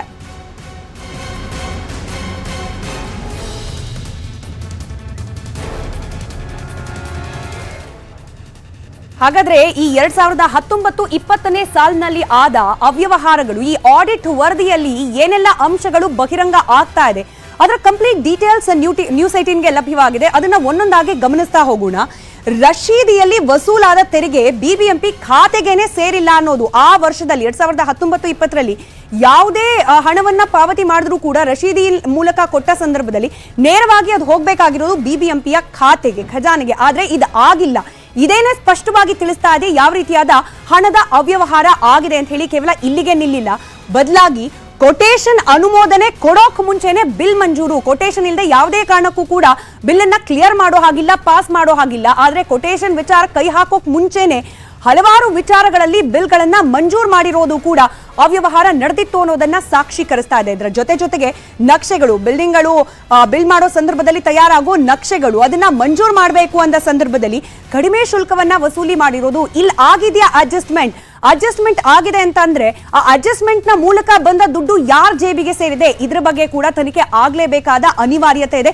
ಇದು ಕೂಡ ಆಡಿಟ್ ವರದಿಯಲ್ಲಿ ಬಹಿರಂಗವಾಗ್ತಾ ಇದೆ. ಶುಲ್ಕಗಳನ್ನ ಕಡಿಮೆ ಪ್ರಮಾಣದಲ್ಲಿ ತಗೊಂಡು ಅಲ್ಲೂ ಕೂಡ ಒಂದಷ್ಟು ಅಡ್ಜಸ್ಟ್ಮೆಂಟ್ ಗಳನ್ನ ಮಾಡಿಕೊಳ್ಳಲಾಗಿದೆ ಅನ್ನೋದು. ಹಾಗೆ ಗುತ್ತಿಗೆದಾರರ ಜೊತೆಯಲ್ಲಿ ಕಾನೂನು ರೀತಿಯಲ್ಲಿ ಕರಾರು ಆಗಿಲ್ಲ. ಗುತ್ತಿಗೆದಾರರ ಜೊತೆಯಲ್ಲಿ ಯಾವುದೇ ರೀತಿ ಕರಾರು ಒಪ್ಪಂದಗಳಾಗಬೇಕು ಅಂತಂದ್ರೂ ಕೂಡ ಅದರದೇ ಆದ ಸೆಟ್ ಆಫ್ ನಾರ್ಮ್ಸ್ ಇರುತ್ತೆ. ಅದನ್ನ ಕಡ್ಡಾಯವಾಗಿ ಪಾಲನೆ ಮಾಡಲೇಬೇಕಾಗುತ್ತೆ. ಅದನ್ನ ಮೀರಿದ್ದಾರೆ ಅಂತಂದ್ರೆ ಯಾರ ಅನುಕೂಲಕ್ಕೋಸ್ಕರ ಮೀರಲಾಯಿತು, ಈ ಮೀರಿದ್ರಿಂದಾಗಿ ಕಾನೂನು ಮೀರಿ ನಿಯಮವನ್ನ ಮೀರಿ ಅಡ್ಜಸ್ಟ್ಮೆಂಟ್ಗಳು ಮಾಡ್ಕೊಂಡಿದ್ರಿಂದ ಯಾರಿಗ್ ಲಾಭ ಆಯ್ತು, ಆ ಲಾಭದ ಹಣ ಯಾರ ಖಜಾನೆ ಸೇರಿದೆ, ಇದರ ಬಗ್ಗೆ ಕೂಡ ಇನ್ ಡೀಟೇಲ್ ಆಗಿ ತನಿಖೆ ಆಗೋದು ಬಾಕಿ ಇದೆ. ಇದರ ಜೊತೆಗೆ ಕಾಮಗಾರಿಗೆ ಗಡುವು ಮೀರಿದ್ರೂ ಕೂಡ EMD ಮೊತ್ತವನ್ನ ಮುಟ್ಟುಗೋಲು ಹಾಕೊಳ್ಳಾಗಿಲ್ಲ. ಯಾವುದೇ ಕಾಮಗಾರಿ ಆಗಿದ್ರೂ ಕೂಡ ಇಂತಿಷ್ಟು ಅಂತ ಡೆಡ್ಲೈನ್ ಇರುತ್ತೆ. ಡೆಡ್ಲೈನ್ ಅನ್ನ ಮೀರಿದ್ರೆ ದಂಡ ವಿಧಿಸಲಾಗುತ್ತೆ ಅಥವಾ ಹಣ ರಿಲೀಸ್ ಮಾಡೋ ಪ್ರಕ್ರಿಯೆಯನ್ನ ಕಡಿತಗೊಳಿಸಲಾಗುತ್ತೆ. ಆದ್ರೆ ಇಲ್ಲಿ ಯಾವುದೇ ರೀತಿಯಲ್ಲೂ ಕೂಡ ಆ ರೂಲ್ಸ್ ಅನ್ನ ಕೂಡ ಪಾಲನೆ ಮಾಡಿಲ್ಲ ಅಂತಂದ್ರೆ ಅಲ್ಲೊಂದಷ್ಟು ಅನುಕೂಲ ಯಾರಿಗೋ ಆಗಿದೆ. ಯಾರದು ಅನ್ನೋದ್ರ ಬಗ್ಗೆ ಕೂಡ ತನಿಖೆ ಆಗೋದು ಬಾಕಿ ಇದೆ. ಜೊತೆಗೆ ಬತ್ತಿದ ಕೊಳವೆ ಬಾವಿ ನಿರ್ವಹಣೆ ಹೆಸರಲ್ಲಿ ಹಣವನ್ನ ಬಿಡುಗಡೆ ಮಾಡಲಾಗಿದೆ. ಇದರಲ್ಲೂ ಕೂಡ ಒಂದಷ್ಟು ಅವ್ಯವಹಾರಗಳಾಗಿರೋದು. ಕೊಳವೆ ಬಾವಿಗಳು ಎಲ್ಲಿದೆ, ಯಾರ ಹೆಸರಲ್ಲಿತ್ತು, ಅದನ್ನ ರಿಪೇರ್ ಮಾಡೋಕೋ ಮತ್ತೊಂದು ಮಾಡ್ಲಿಕ್ಕೋ ಹಣ ಮಂಜೂರಾಯ್ತಲ್ಲ, ಯಾರಿಗೆ ಕೊಡ್ಲಾಗಿದೆ, ಇದು ಇಲ್ಲೂ ಕೂಡ ಒಂದಷ್ಟು ಅವ್ಯವಹಾರ ಆಗಿದೆ, ಗೋಲ್ಮಾಲ್ ಆಗಿದೆ ಅನ್ನೋದನ್ನ ಆ ಆಡಿಟ್ ವರದಿ ತಿಳಿಸ್ತಾ ಇದೆ. ಕೇವಲ ಇಷ್ಟಕ್ಕೆ ನಿಲ್ಲಿಲ್ಲ. ಬಿಬಿಎಂಪಿಯ 2019 ಹಾಗೆ 20ನೇ ಸಾಲಿನಲ್ಲಿ ಆದ ಅನೇಕ ಗೋಲ್ಮಾಲ್ಗಳು ಈ ಆಡಿಟ್ ವರದಿಯಿಂದ ಬಹಿರಂಗವಾಗ್ತಾ ಇದೆ. ಗಮನಿಸ್ತಾ ಹೋಗೋದಾದ್ರೆ ಕಾಮಗಾರಿಗಳ ಬಿಲ್ ಪಾವತಿ ವೇಳೆ GST ಬಿಲ್ ನಮೂದಿಸಿಲ್ಲ. ಕಡ್ಡಾಯ ಇದು. ಯಾವುದೇ ಬಿಲ್ ಅನ್ನ ಮಾಡಬೇಕಾದ್ರೂ ಕೂಡ GST ನಮೂದು ಮಾಡೋದು ಕಡ್ಡಾಯವಾಗುತ್ತೆ.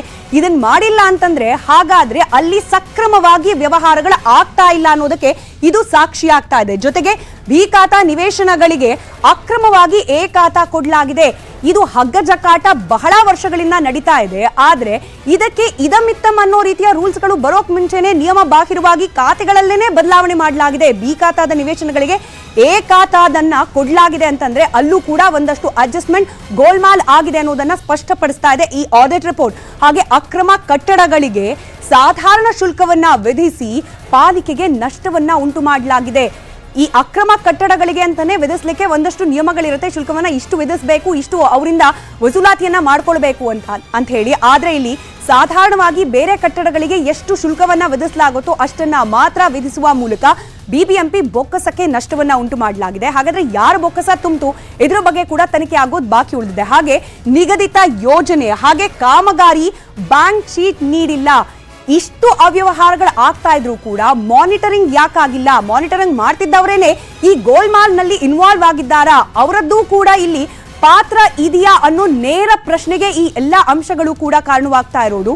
ಇದರ ಜೊತೆಗೆ ಯಾರು ಹೊಣೆಗಾರರಾಗಿ ನಿಲ್ತಾರೆ ಅನ್ನೋದಕ್ಕೆ ಈ 3 ಪ್ರಮುಖ ಹೆಸರುಗಳು ಕಣ್ಮುಂದೆ ಬರ್ತಾ ಇರೋದು. ಅಂದಿನ ಮೇಯರ್ ಆಗಿದ್ದ ಗೌತಮ್ ಕುಮಾರ್ ಇವರ ಗಮನಕ್ಕೆ ಬರದಲ್ಲೇನೆ ಇಷ್ಟೆಲ್ಲ ಅವ್ಯವಹಾರಗಳು ಆಗೋಯ್ತಾ ಅನ್ನೋದು ದೊಡ್ಡ ಪ್ರಶ್ನೆ.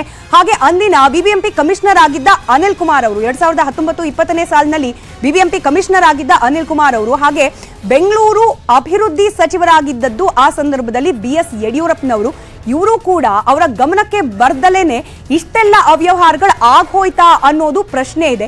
ಈಗ ಸದ್ಯಕ್ಕೆ ಇಷ್ಟೆಲ್ಲ ಅವ್ಯವಹಾರ ಮಂಜುನಾಥ್ ಪ್ರಸಾದ್ ಅವರ ಹೆಸರು ಕೂಡ ಇದರಲ್ಲಿ ಕೇಳೋಕ್ ಸಿಗ್ತಾ ಇರೋದು. ಆ ಸಂದರ್ಭದಲ್ಲಿ ಅವರು ಕೂಡ ಕಮಿಷನರ್ ಆಗಿದ್ರಿಂದಾಗಿ ಹೀಗಾಗಿ ತನಿಖೆ ಆಗತ್ತಾ? ತನಿಖೆ ಆದ ಸಂದರ್ಭದಲ್ಲಿ ಯಾರೆಲ್ಲ ಹೊಣೆಗಾರರಾಗಿ ಹೊರಗೆ ಬರ್ತಾರೆ ಅನ್ನೋದನ್ನ ಕಾದ್ ನೋಡ್ಬೇಕು. ಮತ್ತಷ್ಟು ಸುದ್ದಿಯನ್ನ ನಿಮ್ಮ ಮುಂದೆ ಇಡ್ತಾ ಹೋಗ್ತೀವಿ ಚಿಕ್ಕ ಬ್ರೇಕ್ನ ನಂತರ.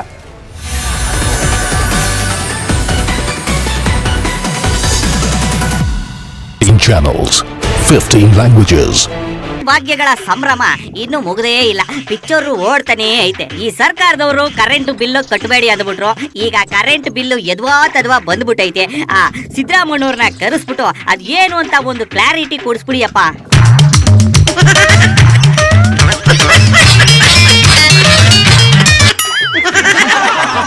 ಯಾರೋ ಅಲ್ಲಿ ನಮ್ಮ ಮುಖ್ಯಮಂತ್ರಿಗಳಿಗೆ ದ್ರಾಕ್ಷಿ, ಗೋಡಂಬಿ, ಪಿಸ್ತಾ ಎಲ್ಲ ಇನ್ನೊಂದ್ ಸ್ವಲ್ಪ ತಗೊಂಬಂದ್ ಕೊಡ್ರು. ಚೆನ್ನಾಗಿ ಹೊಟ್ಟೆ ತುಂಬಾ ಪಂಗ್ಳಿಸ್ಕೊಂಡು ಕೂತ್ಕೊಳ್ಳಿ.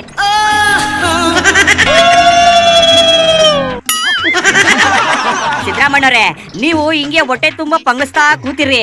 ಅಲ್ಲಿ ಜನ ಕರೆಂಟ್ ಬಿಲ್ಲು ಕಟ್ಟಕ್ಕಾಗೆ ಹೊಟ್ಟೆ ಬಡ್ಕೊಂಡು ಅಳ್ತಾವ್ರೆ ಗುಳು ಅಂತ. ಪ್ಲೀಸ್ ಮಾತಾಡಿಯಪ್ಪ.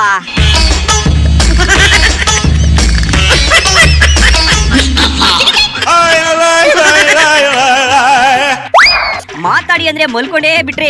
ನೋಡಿ, ನೀವ್ ಹಿಂಗೆ ನಿದ್ದೆ ಮಾಡ್ತಾ ಇದ್ರೆ ನಿದ್ಗಣಲ್ಲೇ ನಿಮ್ಮನ್ನ ಎತ್ತಿ ಪಕ್ಕಕ್ಕೆ ಕೂರಿಸ್ಬಿಟ್ಟು DK ಸಾಹೇಬ್ರು ಟವಲ್ ಹಾಕೊಂಡ್ ಕುತ್ಕೊಂಡ್ಬಿಡ್ತಾರೆ. ನಿದ್ದೆಯಿಂದ ಎದ್ದು ಪ್ಲೀಸ್ ಆನ್ಸರ್ ಮಾಡಿಪ್ಪ. ಯಾರ್ಯಾರು 200 ಯೂನಿಟ್ ಒಳಗಡೆ ಉಪಯೋಗಿಸ್ತಾ ಇದ್ದಾರೆ ಅವ್ರು ಯಾರು ಕೂಡ ಬಿಲ್ ಕಟ್ಟಬೇಕಾಗುತ್ತೆ. ಅಯ್ಯೋ ಎಡಿಟ್ರೆ, ನಾನು ಯಾವ್ದಾದ್ರು ಮಾತ್ರೆ ತಗೊಂಡು ಸತ್ತೋಗ್ಬಿಡ್ತೀನಿ. ಇವರು ಬಿಲ್ ಕಟ್ಟಂಗೇ ಇಲ್ಲ ಅಂತ ಡೈಲಾಗ್ ಮೇಲೆ ಡೈಲಾಗ್ ಬಿಡ್ತಾರೆ. ಅಲ್ಲಿ ಡಬಲ್ ಬಿಲ್ಲು ಬಂದ್ಬಿಟ್ಟೈತೆ ಅನ್ಬಿಟ್ಟು ಜನ ಎದೆ ಹೊಡ್ಕೊಂಡು ಗುಳು ಅಂತ ಅಳ್ತಾವ್ರೆ. ಅಮರ ದೇಶ್ ಇಪ್ಪಡಿ ಆಚಿ. ಅಯ್ಯೋ ವೆರಿ ಬ್ಯಾಡ್. ನನ್ನ ಹತ್ರ 2 ಬಿಲ್ ಇದಾವ. ಹೋದ ತಿಂಗಳದು 436 ರೂಪಾಯಿ ಇದೆ. ಅದೇ ಈ ತಿಂಗಳು ಬಂದ್ಬಿಟ್ಟು 814 ರೂಪಾಯಿ. 1 to double. ಅಣ್ಣ ನನ್ನ ಕೈಲಿ ಆಯ್ತಾ ಇಲ್ಲ. ಇದ್ಯಾಕ್ ಬರಕತ್ತಿ? ಹೌದಾ? ಇವ್ರು ಈ ತರ ಡಬಲ್ ಬಿಲ್ ಆಗ್ತಾರೆ ಅಂತ ಗೊತ್ತಿದ್ರೆ ನಮ್ಮ ಜನ ಡಬಲ್ ಇಂಜಿನ್ ಸರ್ಕಾರಕ್ಕೆ ಜೈ ಅಂದಿರೋರು. ಎಲೆಕ್ಷನ್ ಮುಂಚೆ ಏ ಮೂರ್ತಿ ನಿನಗೂ ಫ್ರೀ, ಗೌಡ್ರೆ ನಿಮಗೂ ಫ್ರೀ, ಏ ರಾಕಿ ನಿನಗೂ ಫ್ರೀ ಅಂದವರು ಈಗ ನೋಡಿ ಎಡಿಟ್ರೆ ಎಂತ ಪಿಕ್ಚರ್ ಓಡಿಸ್ತಾವ್ರೆ ಅಂತ. ಕುಮಾರಣ್ಣವ್ರೆ, ನೀವು ಸೈಲೆಂಟ್ ಆಗಿದ್ರೆ ನಿಮ್ಮ ಬಾಯಿಗೆ ಅವಮಾನ. ಏನಾದ್ರೂ ಮಾತಾಡಿಯಪ್ಪ. 200 ಯೂನಿಟ್ ಕೊಡ್ತೀನಿ ಅಂತ ಹೇಳಿದ್ರೆ ನೀವು ಏನಾಯ್ತು ಸ್ವಾಮಿ? ಈಗ ಷರತ್ತು ಹಾಕಿದ್ರೆ ಯಾವ ನೋಡಿದೆ ಪತ್ರಿಕೆಯಲ್ಲಿ? ಹೌದಾ? ವಿದ್ಯುತ್ ಶಕ್ತಿ ಉಚಿತ, ಷರತ್ತು ವಿಪರೀತ. ಅಣ್ಣ ಷರತ್ತು ವಿಪರೀತ. ಬಾಬಾ ಮುಂಗಾರು ಮಳೆ ಜಯಂತ್ ಕಾಯ್ಕಿಣಿ ಬಿಟ್ರೆ ನೀವೇ ನೋಡಿಪ ಪ್ರಾಸ ಪದನ ಅಷ್ಟು ಸಖತ್ತಾಗಿ ಹೇಳ್ತೀರಾ. ಅಯ್ಯೋ ನಿಮ್ಮ ನಾಲ್ಗೆಗೆ. ವಿದ್ಯುತ್ ಶಕ್ತಿ ಉಚಿತ, ಷರತ್ತು ವಿಪರೀತ. ಅಣ್ಣ ನೀವು ಹಿಂಗಿಂಗೆ ಅಂತ ಹೇಳಿದ್ದನ್ನ ನಾವು ಹಂಗಂಗೆ 100+ reports. Welcome back. ಮತ್ತಷ್ಟು ಪ್ರಮುಖ ಸುದ್ದಿಯನ್ನ ಕ್ವಿಕ್ ಆಗಿ ನೋಡೋಣ ಎಕ್ಸ್ಪ್ರೆಸ್ ನ್ಯೂಸ್ನಲ್ಲಿ. ಶಿವಮೊಗ್ಗದಲ್ಲಿ ರಣಭೀಕರ ಆಕ್ಸಿಡೆಂಟ್ ಆಗಿದೆ. 2 ಲಾರಿಗಳ ಮಧ್ಯೆ ಮುಖಾಮುಖಿ ಡಿಕ್ಕಿ ಆಗಿದೆ. ಶಿವಮೊಗ್ಗದ ಸಾಗರ ರಸ್ತೆಯ ಪೆಸೆಟ್ ಕಾಲೇಜಿನ ಮುಂಭಾಗ ಈ ಘಟನೆ ನಡೆದಿದೆ. ಅಪಘಾತದ ದೃಶ್ಯ ಸಿಸಿಟಿವಿಯಲ್ಲಿ ಸೆರೆಯಾಗಿದೆ. ಅಂತಾರಾಜ್ಯಕ್ಕೆ ಸಂಚರಿಸುವ ಬಸ್ನಲ್ಲೂ ಫ್ರೀ ಟಿಕೆಟ್ ಕೊಡುವಂತೆ ಪ್ರಯಾಣಿಕರು ಒತ್ತಾಯಿಸುತ್ತಿದ್ದಾರೆ. ಇದು ಮಂತ್ರಾಲಯ ಬಸ್. ಫ್ರೀ ಟಿಕೆಟ್ ಕೊಡಲ್ಲ ಅಂದ್ರೂ ಕೂಡ ಪ್ರಯಾಣಿಕ ಕೇಳ್ತಾ ಇಲ್ಲ. ಕೊನೆಗೂ ತಿಳಿ ಹೇಳಿ ದುಡ್ಡು ಪಡೆದು ಟಿಕೆಟ್ ಕೊಡಲಾಗಿದೆ. ಶಿವಮೊಗ್ಗ ಆರೋಗ್ಯ ಇಲಾಖೆ ಕಡೆಗೂ ಎಚ್ಚೆತ್ತು ಹೊಸನಗರದ ತಾಲೂಕು ಸರ್ಕಾರಿ ಆಸ್ಪತ್ರೆಯ ಪೋಸ್ಟ್ಮಾರ್ಟಂ ಕೇಂದ್ರಕ್ಕೆ ಕರೆಂಟ್ ಅಳವಡಿಸಿದ್ದಾರೆ. ಈ ಹಿಂದೆ ಮೊಬೈಲ್ ಟಾರ್ಚ್ ಲೈಟ್ನಲ್ಲಿ ಮರಣೋತ್ತರ ಪರೀಕ್ಷೆ ಮಾಡಲಾಗ್ತಿತ್ತು. ಈ ಬಗ್ಗೆ ನ್ಯೂಸ್ 18 ವರದಿ ಪ್ರಸಾರ ಮಾಡಿತ್ತು. ಚಿಕ್ಕಬಳ್ಳಾಪುರದ ಶಿವಪುರ ಸರ್ಕಾರಿ ಶಾಲೆಯ ಮೇಲ್ಛಾವಣಿ ಕುಸಿದಿದೆ. ಮೇಲ್ಛಾವಣಿ ಕುಸಿದು 2 ವಿದ್ಯಾರ್ಥಿನಿಯರಿಗೆ ಗಂಭೀರ ಗಾಯವಾಗಿದೆ. ನಂದಿತಾ, ಅಕ್ಷಯ ಅನ್ನುವವರಿಗೆ ಗಾಯವಾಗಿದ್ದು ಆಸ್ಪತ್ರೆಯಲ್ಲಿ ಚಿಕಿತ್ಸೆ ನೀಡಲಾಗ್ತಿದೆ. ಇನ್ನು ಶಾಲೆಯ ಕಟ್ಟಡದ ಕಾಂಕ್ರೀಟ್ ಬೀಳ್ತಾ ಇದ್ರು ಶಿಕ್ಷಣ ಇಲಾಖೆ ಸೈಲೆಂಟ್ ಆಗಿದೆ. ದಾವಣಗೆರೆಯ ಚಂದ್ರಗೊಳ್ಳ ಸರ್ಕಾರಿ ಶಾಲೆ ಕಟ್ಟಡ ಕುಸಿಯುವ ಹಂತದಲ್ಲಿದೆ. ಶಾಲೆಯ ಮೇಲ್ಛಾವಣಿಗೆ ಹಾಕಿದ ಮರದ ಕಂಬ ನೇತಾಡ್ತಾ ಇದೆ. ಬೇರೆ ಕಟ್ಟಡವಿಲ್ಲದೆ ಮಕ್ಕಳು ಜೀವ ಭಯದಲ್ಲೇ ಪಾಠ ಕೇಳ್ತಿದ್ದಾರೆ. ಚಂದ್ರಗೊಳ್ಳ ಶಾಲೆಯಲ್ಲಿ ಒಟ್ಟು 1ರಿಂದ 7ನೇ ತರಗತಿವರೆಗೂ ಇದ್ದು 50ಕ್ಕೂ ಅಧಿಕ ವಿದ್ಯಾರ್ಥಿಗಳಿದ್ದಾರೆ. ಯಾದಗಿರಿಯಲ್ಲಿ ಜಾನುವಾರುಗಳ ಕಳ್ಳತನ ಪ್ರಕರಣಗಳು ಹೆಚ್ಚಾಗ್ತಾ ಇದೆ. ಪ್ರಕರಣ ದಾಖಲಿಸಿಕೊಂಡ ಪೊಲೀಸರು ಗೋವುಗಳ ಖದೀಮರ ಗ್ಯಾಂಗ್ ಪತ್ತೆ ಹಚ್ಚಿದೆ. ಗ್ರಾಮೀಣ ಪೊಲೀಸರು ಕಾರ್ಯಾಚರಣೆ ನಡೆಸಿ 25ಕ್ಕೂ ಹೆಚ್ಚು ಗೋವುಗಳನ್ನು ರಕ್ಷಣೆ ಮಾಡಲಾಗಿದ್ದು 4 ವಾಹನಗಳನ್ನು ಜಪ್ತಿ ಮಾಡಲಾಗಿದೆ. ಉತ್ತರ ಭಾರತದ ಹಲವು ರಾಜ್ಯಗಳಲ್ಲಿ ಭೂಕಂಪನವಾಗಿದೆ. ದೆಹಲಿ, ಜಮ್ಮು ಕಾಶ್ಮೀರ ಸೇರಿದಂತೆ ಹಲವೆಡೆ ಭೂಮಿ ನಡುಗಿದೆ. ರಿಕ್ಟರ್ ಮಾಪಕದಲ್ಲಿ 5.4ರಷ್ಟು ತೀವ್ರತೆ ದಾಖಲಾಗಿದೆ. ಭೂಮಿ ನಡುಗ್ತಾ ಇದ್ದಂತೆ ಜನ ಭೀತಿಯಿಂದ ಮನೆಯಿಂದ ಓಡು ಬಂದಿದ್ದಾರೆ.